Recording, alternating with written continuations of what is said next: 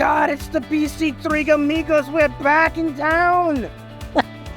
It's April Fool's, right? It's April Fool's. April Fool's, but we're not fooling. Hang up, go back, start over, rewind, throw the tape off. Oh my God, we've been traveling so much, everybody, that March was pretty heavy for us, and we finally found a moment to get together. And guess what? It's on April Fool's Day. What can we tell you? But for all those fools out there that love the BC3 Amigos, our topic for today is going to be 2024 Wave 1. What's new in the Wave 1 coming out next month? What's happening this month, next month, and what's coming through for all of us? And we'll talk about next month, at the end of our conversation. But, I mean, this is a big one. I mean, there have been so many crazy things out there. I mean, I think let's go round robin. Let's just talk about ones we love and, crazy things. And we'll go with ladies first because it's April Fool's Day, Rob. Sorry. There is a lot. I went in and just kind of made a bullet point list, and it was 2 pages long. Yeah, no detail, just bullet points, right? And I was like, oh my gosh, that's a lot of things that are getting put in. Of course, the one that I dug into the most was on the finance side, right? So bank recs with Copilot. And it's a real improvement for bank rec. So the Copilot's just helping match things so much better than Business Central did or does. And then we have this mapping text to GL accounts. So all of those journal entries that we had to do now can be automated. So it's a real improvement, and yet it's real easy to use. There's not a change in setup. You just use it or don't. So that's really nice. To me, that was a big one and a really nice feature. Yeah, Rob, what did you Rob, what one wets your whistle, as one would say, on this? Oh yeah, we don't know the answer to that question. None of us know the answer in the entire NAV BC community. What one wets your whistle? Nobody knows. Well, I would like to say that I spent a lot of time digging into all the options that are out there, like Kim did, but I didn't because I got tied up digging into jobs, which is now projects.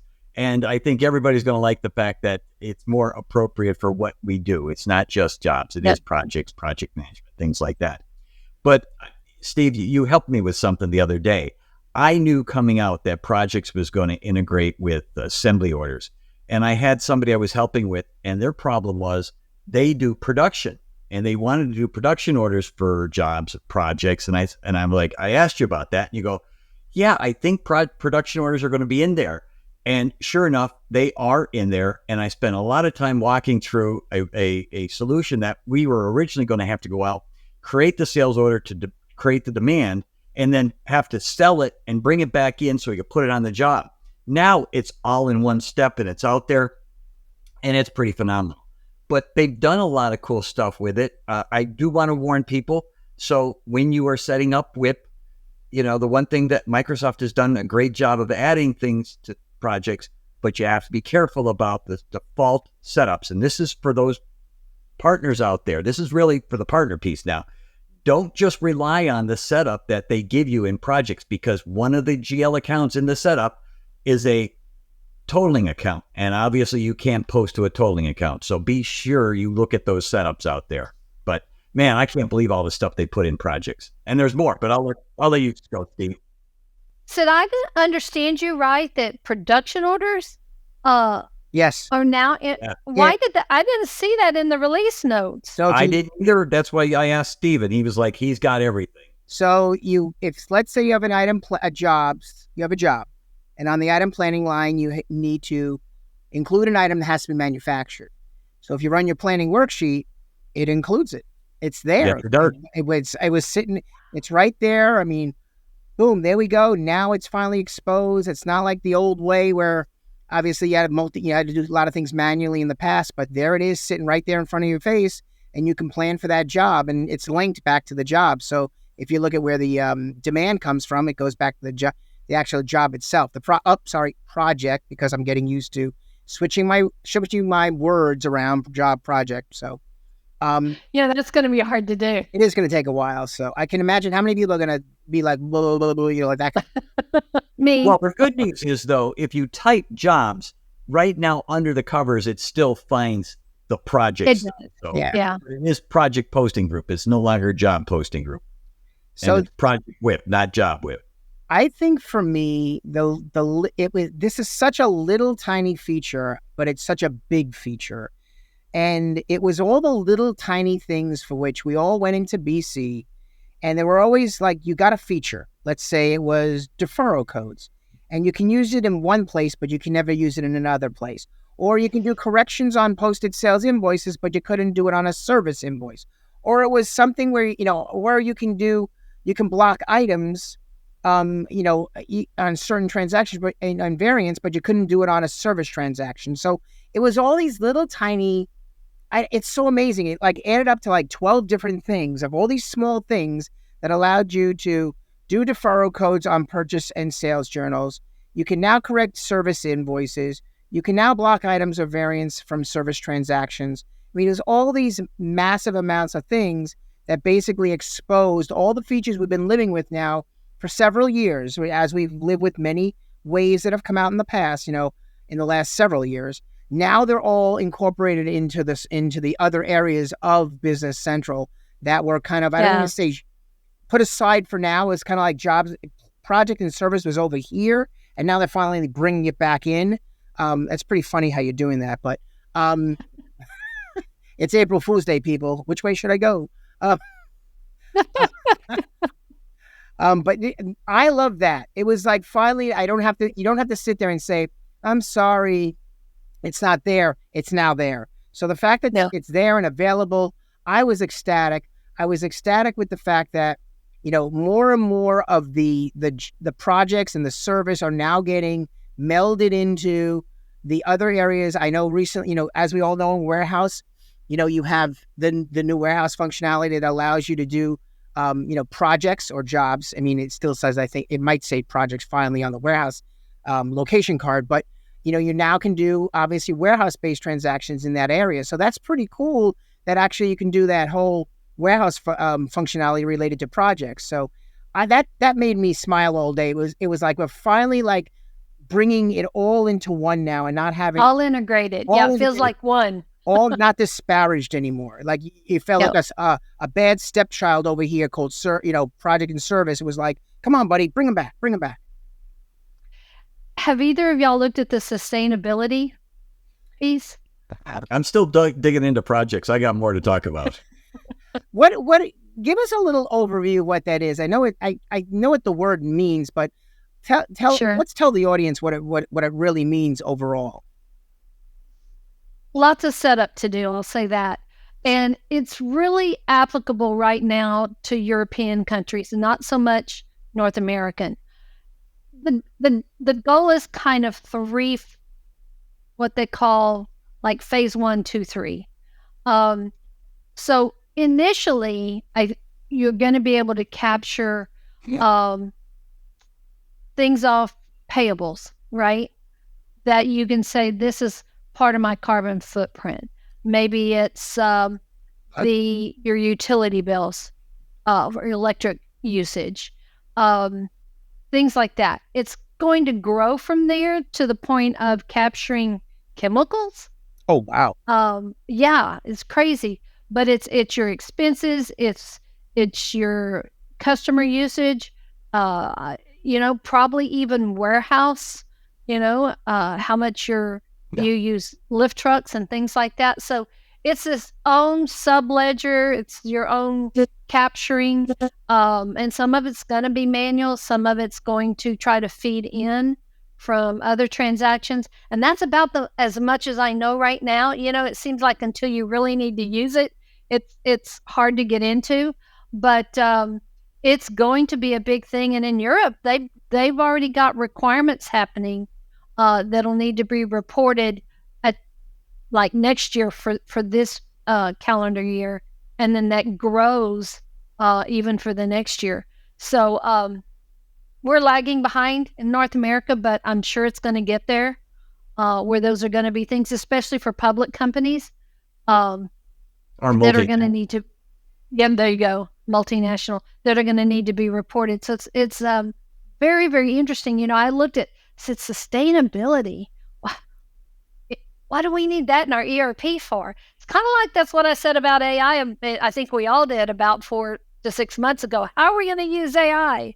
And now I'm a fan because of the bank rec. So you said there's lots of setups out there. Is there a separate setup, say, for payables versus, say, fixed assets or projects or warehousing?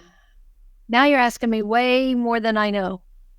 Well, it does sound like, based on what you said, though, you're going to have different setups in different areas, and you're going to be tracking that in different ways. Yeah, it kind of reminds me of quality control to some extent, right? Because you're trying to capture kind of some detailed information that you don't really need from a financial standpoint or inventory related, and yeah. That's interesting the way you're talking about it, because you know who does carbon footprint? Amazon.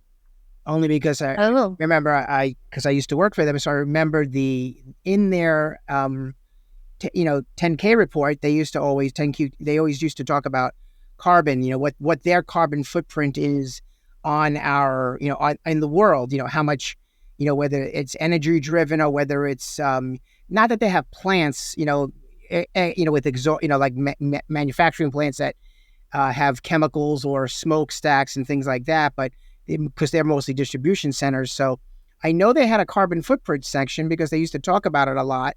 And they always talked about being, that whole carbon footprint when it comes to their facilities, being, whether going to solar and other means to operate the facility to be, that whole point. But that is the coolest thing. I didn't know.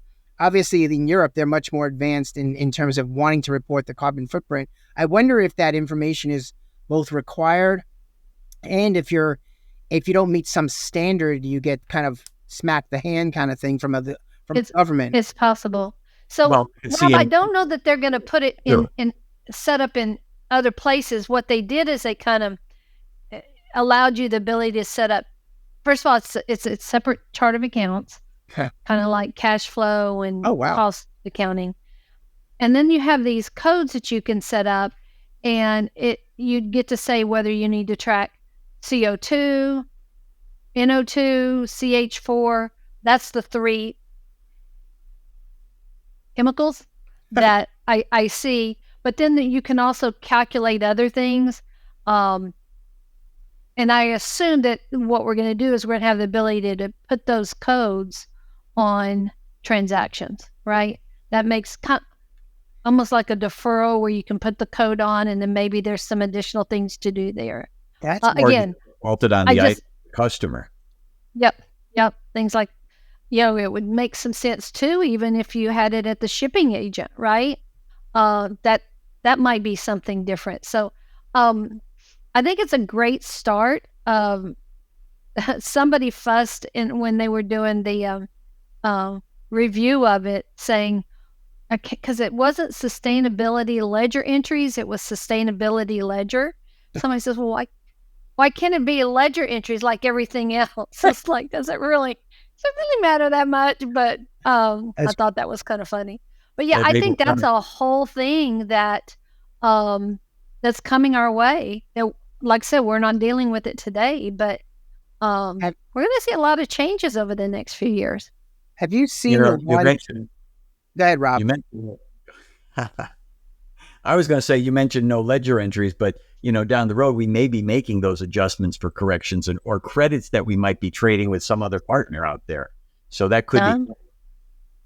Yeah. Did you see the one in there? And this was kind of fascinating to me, that they've actually made the inventory package number work like the item tracking now. And they basically, they allowed it to be more of like that tracing ability that, when we talk about item tracking, we always think in our back of our heads, serial lot, tracing, the whole bit. But the inventory package number now is kind of like, it's using the same, it works just like the item tracking system.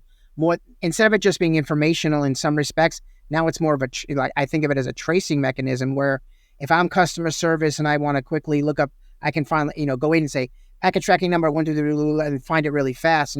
Even though I know I can go to a posted sales document and this and that, but I thought it was intriguing that they actually got it down to that level to actually employ it at such a important spot, which is lot and serial, that whole item tracking, the ability to trace it, and stuff like that. So I was kind of. I had a client one time call it movable bins or movable containers.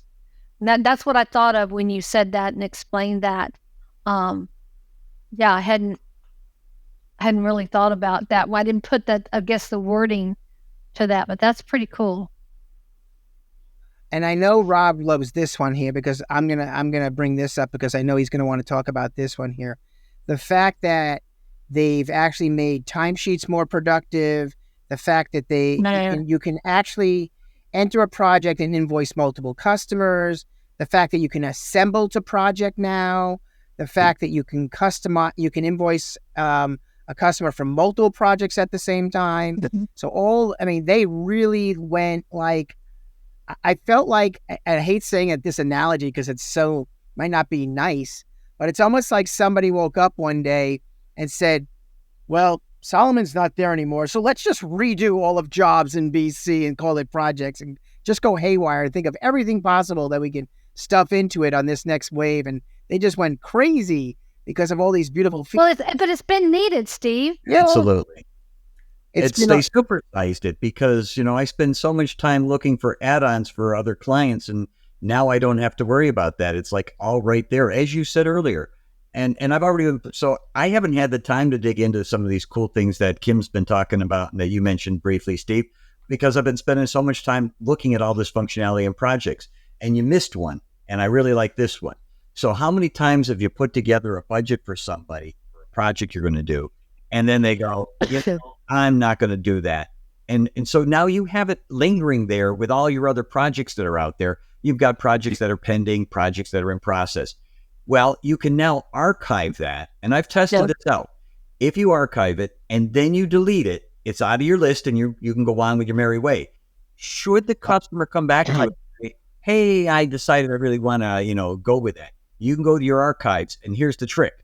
You have to recreate that project. You don't have to do anything with it other than create that number again, and the system will restore that archive. So it's out of you're not managing it. That's nice. I love that.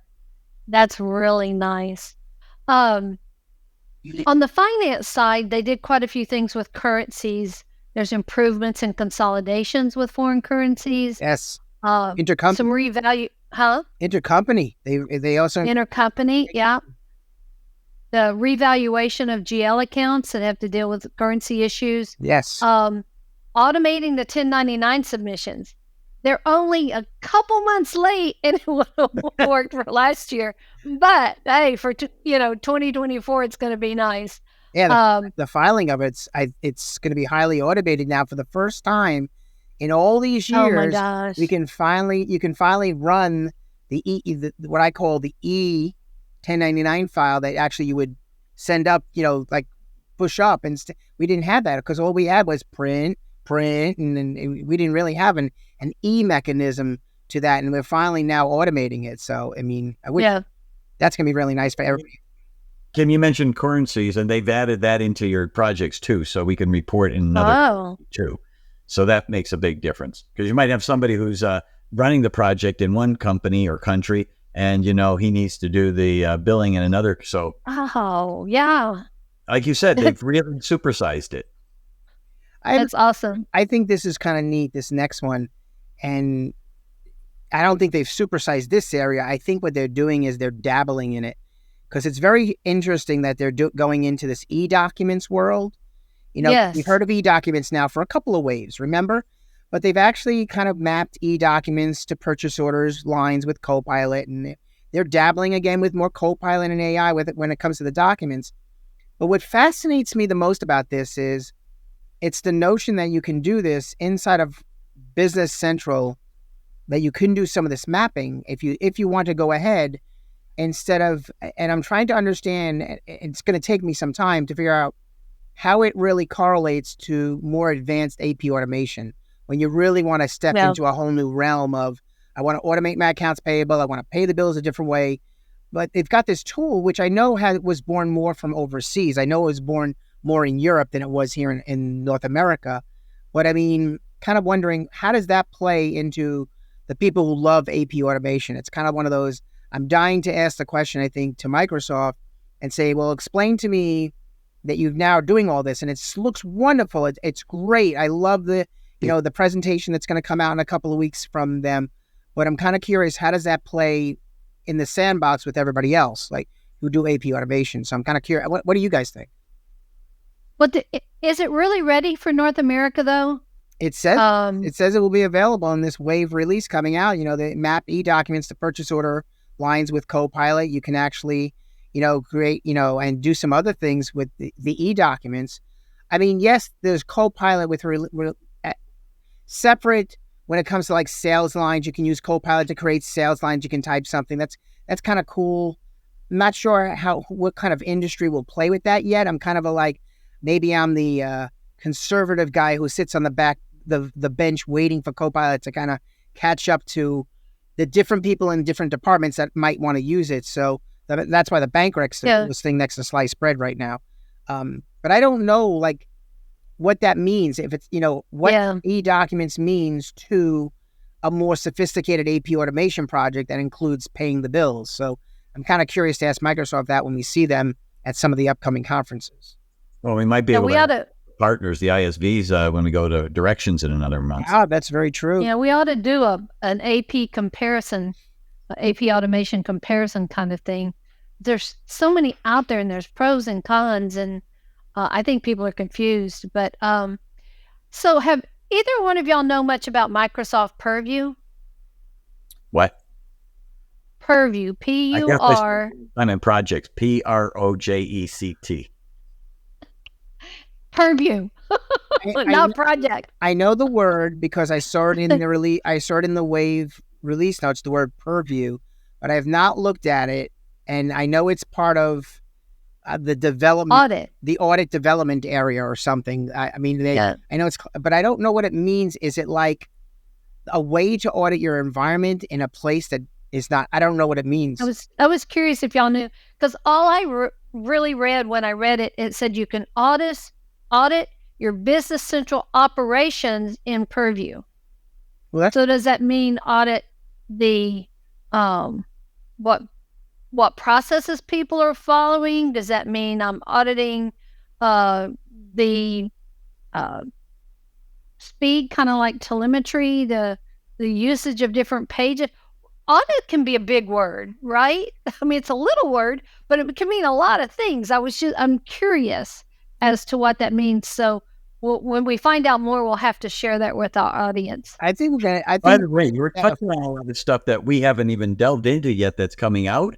And, this gives everybody who's watching this the opportunity to go out, dig in, and see some of these cool things that are coming out. Because, again, it's tough to keep up with everything. There is so much more stuff. As I said, I focus in one area, and you guys have gone out in all these other areas, but I want to know everything. Well, I just made a list, and I saw that, and so I thought I'd bring it up. That actually brings up a great idea. So we're all together later this month, and we're going to see Microsoft. So I think on some of these that we hear about, I think we do a little mini BC3 Amigos. We find a quiet spot in a room or something, and maybe we yank one of them into the room and say, well, we're going to tell us about it. Tell us about it and tell us what it means, because everybody wants to know. And maybe we pick and choose a couple of those, and we yank them into a room and say, you're on candid camera, and we'll just that's the end of it. We'll do, maybe somebody can do it. They'll see us from a stage or something like that. So, what? There is one thing I'm really excited about, though. Which one?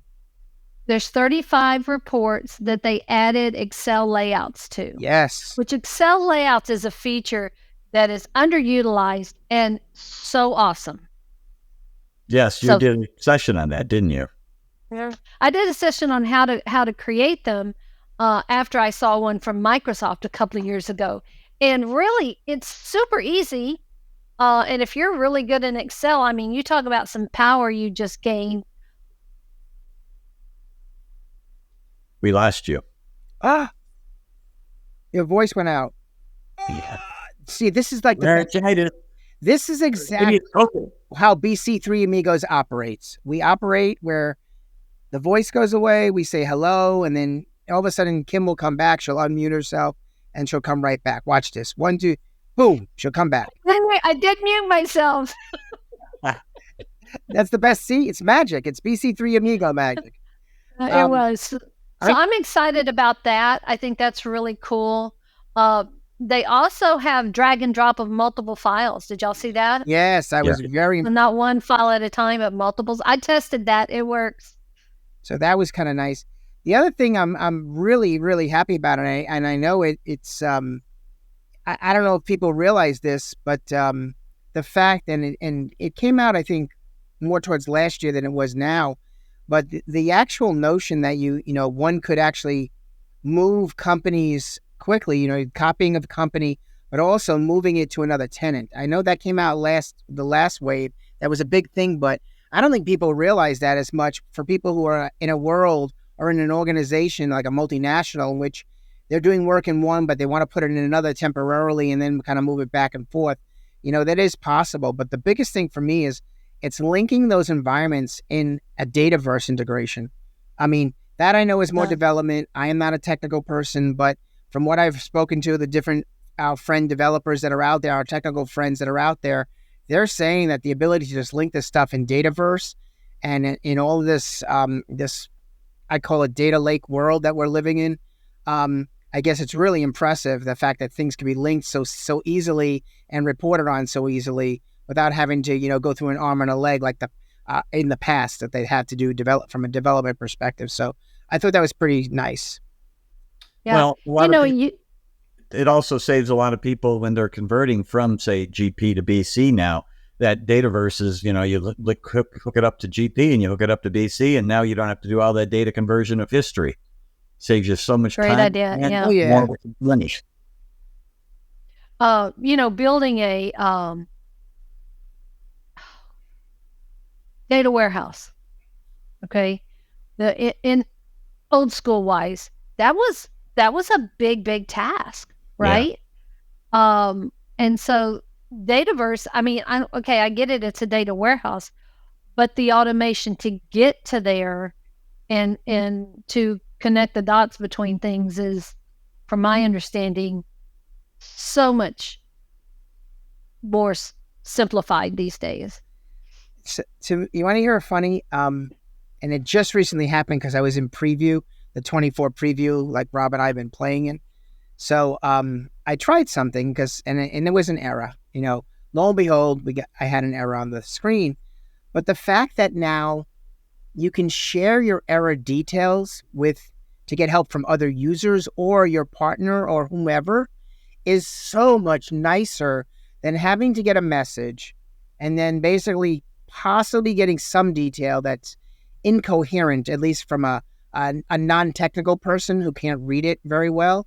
But the fact that there's error details now that you could share with others to actually try to help you, maybe it's something you did that there's somebody else in your organization who knows better, or just give it to your partner and say, what does this mean? They'll probably spit you back an email in hopefully a few minutes. But that alone, from a customer service perspective, making everybody help each other, then faster reaction to solving problems, I call it, is like, that's a blessing in disguise right there. Well, Steve, but they've also done something in addition to it for the user. The other day, as I was alluding to with the posting setup for projects, I just used their standard setup for a moment, and it gave me the message that the GL account was not mapped to a posting account. It actually brought up, it said, view the chart of account, view the GL account card. I could have, from right there, clicked on it and said, it's a posting group. But no, I had to change it. So, yeah, it actually popped up. I was like, whoa, are they really making this easier for the user? Yeah. I haven't played with that much, but I read about it and I was like, I'm waiting for my aha moment when it pops up. An error pops up for me, guys. I'm waiting. So go. Well, you need to make yours instead of doing it right the first time. No, what can I say? But you had to be a little too technical to read the error messages before, right? Or have too many years in the product like us. Yeah.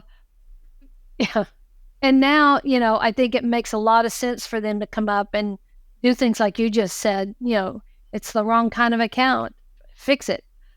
Click here. That's pretty neat. That is pretty neat. But here's the funny. I'm going to go back to the basic stuff that we all three of us love because we do it every single day of the week. The actual functionality. But try this one. Emphasize. When's the last time you heard a customer come up to you and say, that you've got customer ship tos, and then they're like, well, I've got a customer who's got 25 locations, but different salespeople run those locations in the company. Guess what? Wave 1 coming out. You can assign a salesperson to ship to customers' addresses now. So that's a new. Do you know how many customers are going to have a mod removed? It's like I'm 90% of them. Every time the wave comes out, it's like you go through and you say to yourself, well, got to remove this. Well, got to remove this. Well, and something, there's good, and I know there's good and there's bad in that whole thing, but I bet you the customer's going to still be ecstatic that it's in the base product anyway. Yeah. But for sure. Now that was the other thing they added last time around, but it was the posting policies and the user setup. Yeah. Well, service is actually really a real module in Business Central now because we have service posting policies. It's like, wow. I mean, it's just really nice, like you said, Steve, in that it's all integrated. It doesn't feel like the two stepchildren. No, and it's funny. It's like, think of the last wave, and I love the fact that they're keeping this theme now, and they're constantly thinking about the big picture. Remember when they came out? I mean, we started to get all those new features in the warehouse side on the, taking some of the advanced features and pulling them back into like the basic world, let's call it. But, when you would setting it up and you try to do something, you get one of these errors like you're not a warehouse employee or no, nothing to handle, or you get all these weird messages like, what does this mean to me? Now, when you're not a warehouse employee, it opens up, you can say, make me one. It actually prompts you a message that says, would you like me to make you your warehouse employee? It does it right then and there. It'll make you the warehouse employee if you're authorized, of course, permissions. But I mean, think about it. Messages that are now not cryptic and you've got to go get a scientific degree from a college or, to understand them. I mean, I know I'm making fun of it, but I mean, the whole point here is it's going from the old way to the new way to make it self-sufficiency at the user level. Yes, that's it. Right. Teaching the customers to be self-sustaining. Yep. Right. Well, maybe that won't be 100% of the time, but much more so than they are now with some of this stuff that they just shouldn't have to deal with. And we're talking about the stuff that's coming out in wave 1, version 1. But, the thing I like is that throughout the rest of this wave, which will go until October, they will continue to add functionality out there. And, you said about service, how they're making that more of the, hey, it blends in with everything else. One of the mods that I always used to make for people was I added the external document number onto their service orders.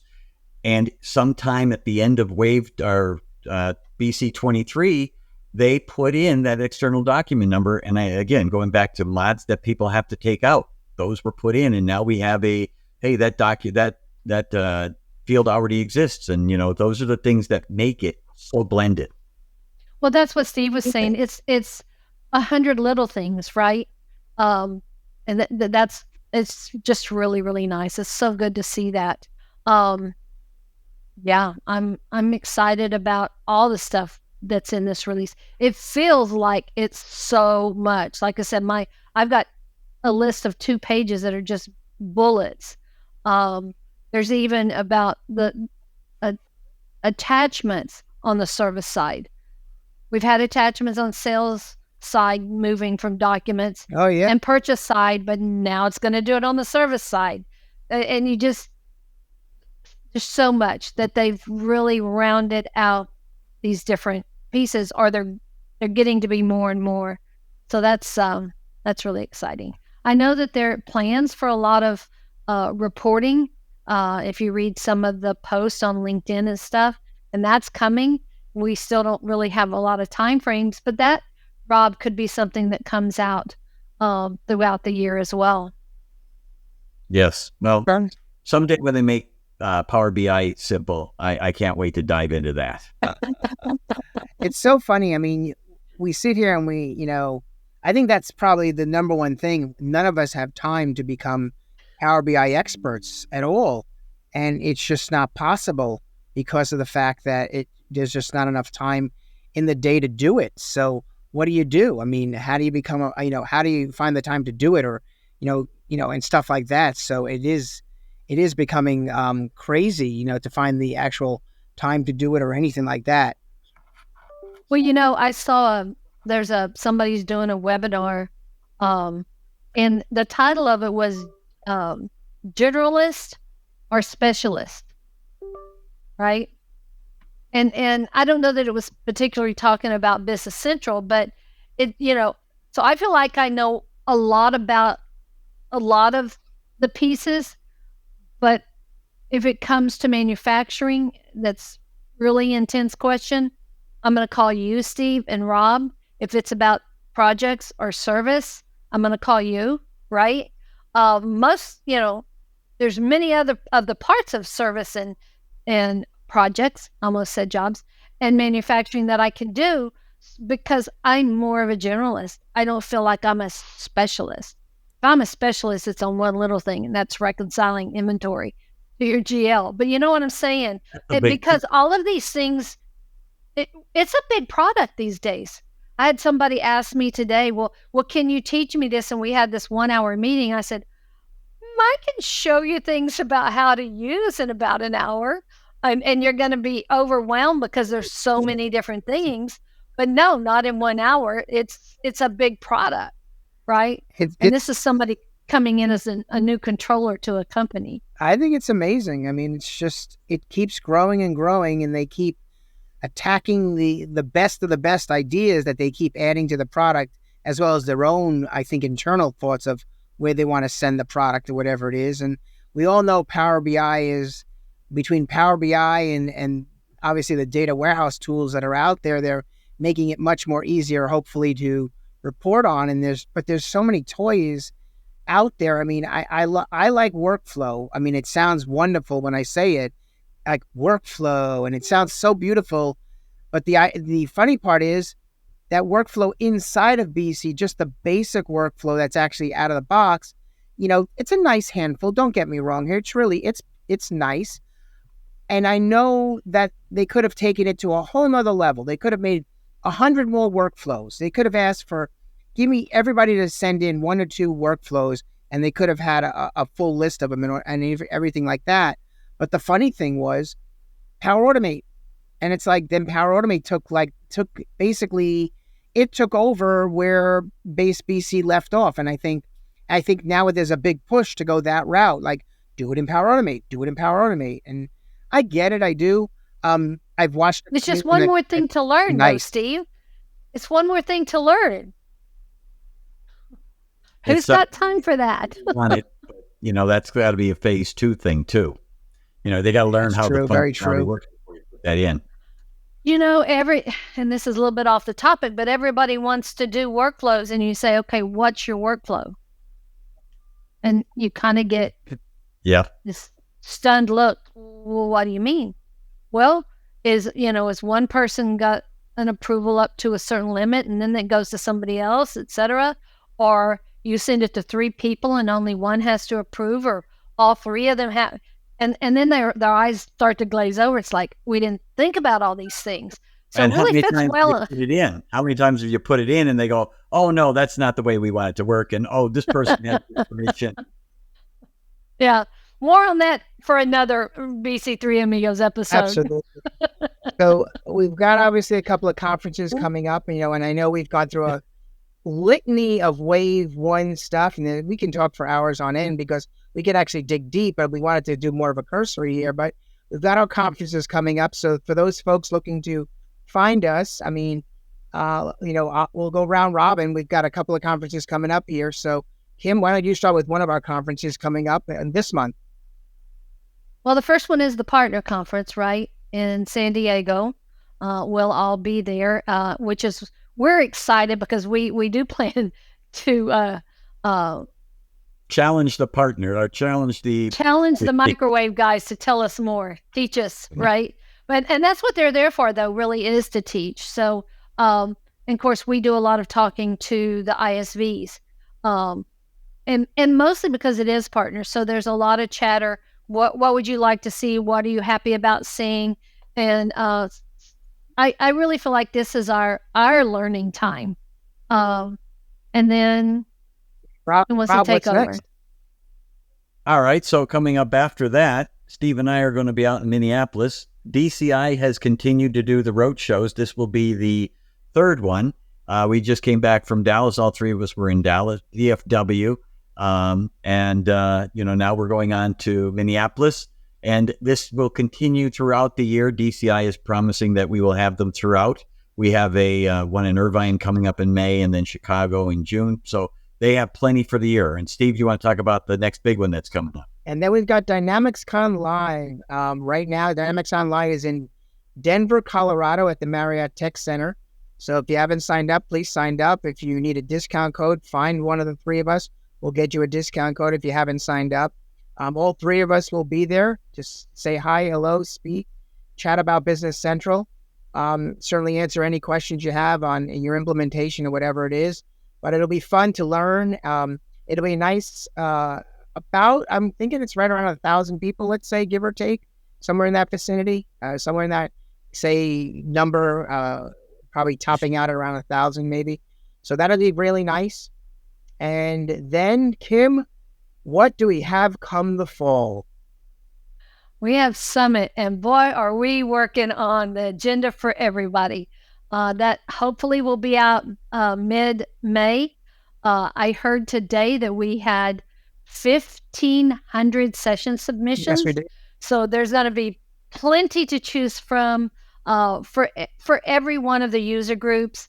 A lot of variety, a lot of different speakers. Our goal really is to spread the wealth and really get a lot of speakers. In the past, I think we've had kind of an old guard and a lot of people that speak too many times. I know I did. I felt like I did the last 2 years. So we're really focusing on new speakers, especially good users. Speakers. Get the users. Oh my gosh, user speakers. Yes, absolutely. So, and we've seen a lot of those come through, and Rob posted something today that said it's bigger in Texas, and I hope the summit is. And it's going to be right there on the Riverwalk, so that's going to be fun. But I'm excited about the content that is going to be presented there. I think users really need to try to get to Summit this year. Yeah, I think it's going to be phenomenal. And I'm going to hold off a cool little announcement about the BC3 Amigos as it relates to Summit, kind of later on after it gets locked in place, because that way we can show maybe a picture or two, or something like that about Summit. Oh boy. But for those of you can I say one thing? I got a new pair of boots, so y'all have to come on down. No, I'm from the Northeast. Rule number 1, no boots, maybe sneakers if you're lucky. Okay, I wear the hat, but that's about it, because we have the hat we've all agreed to wear, but the boots, I don't know. Gotta get some sombreros. Oh, that would be fun here. Sombreros. Yeah. Can you imagine all of us in sombreros? I could just see us walking down the Riverwalk with sombreros. My husband goes, do you know how many pair of cowboy boots you already have? And I said, yeah, I'm getting a new pair. But for those of you listening to this, if you're a partner and you're going to see us at Direction, stop by, say hello to us. We're certainly here to help you out. If you are new to the Business Central community and you need help implementing, by all means, reach out to us. We're here to help you. That's what we're here for. And number 2, if you see us at DynamicsCon Live, say hi, hello. We're here to help, obviously our users and our community out, and certainly we can help you if you're having a hard time with your implementation. So that's a big thing for us. But other than that, I am so excited. We are now crossing the wave 1 going into our obviously into the early spring, late spring here, and moving into wave 2. And it's not a joke. It's here. It's happening. I can't believe it. Like, get ready for everybody on BC who's probably got notifications. I'm sure will be coming out very quickly. And obviously, you might postpone it. Ask your partner to postpone it in the admin center, or you can postpone it. You have your 60 days. Remember to do that. But get ready. Start planning. If you do have extensions, work with your partner to make sure they all work in the wave 1 here. And you can do that in a sandbox. Test it really quickly in a wave 1. If it works or doesn't work, it'll pop up a message if any of your extensions fail immediately. That's how quickly they can be resolved. So without, I guess, anything else, any final words going around the horn, Kim? Nothing? Reach out. If you've got ideas, something you want to hear about, email one of us, find us. We're always, every month they're like, what are we going to talk about this month? So if there's something that really interests you, we'd love to hear about it, and we'll help focus on that topic. Absolutely. Rob, anything from you? Final words. I'm going to give a warning out to the Microsoft product team. I am going to be coming to you asking for special orders for service orders. So that's my big wish to add in to make the thing fully integrated. And I think one final thing for myself, again, we are hoping to bring on another guest speaker in the upcoming months. We haven't picked our guest speaker yet, so we're really excited to hopefully they'll accept our invitation and we can talk about that. But if you're looking for us to speak with somebody, and it's there is maybe an ISV out there you're curious about, or maybe there's a person, whether they be here in North America, Canada, or maybe even in Europe, maybe there's somebody you would like us to speak to about a certain topic or subject matter, for the 45 minutes that we all speak here, please reach out to us. We'll certainly invite them. We'll send an invitation out and see if they're willing to talk about something that's on their minds. I mean, maybe it's, boots, maybe it's cooking cakes, or maybe a tamale with the BC3 Amigos. We got to have something here, Margaritas would be all better, right. But, maybe we should keep it PG. Yeah, margarita. Cervezas. Cerveza. All right, guys, that's it for this one, and we will Adios, my friends. see you in a couple of Adios. months.